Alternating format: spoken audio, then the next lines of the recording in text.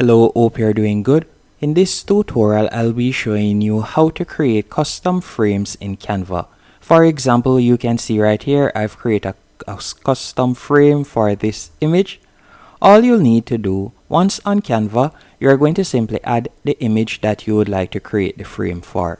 So for example, let's say this image. So you will tap on Uploads from the left-hand menu option, then select Upload Files. Once you have added the image, you're going to tap on Share in the top right-hand corner.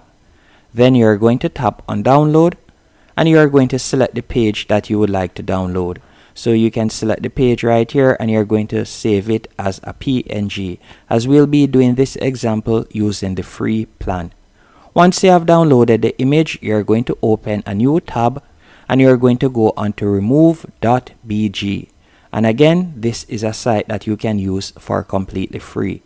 Once on remove.bg, you're going to upload the image. So you'll tap on the plus, and you're going to upload the image that you have downloaded from Canva.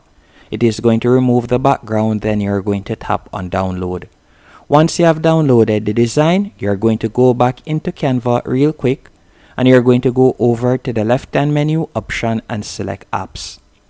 After selecting apps, you're going to type in image to frame. Then you're going to tap on image to frame. You're going to select the first option.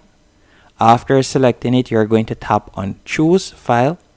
Then from there, you can select the icon or the image that you would like to convert to a frame. And you'll tap on open.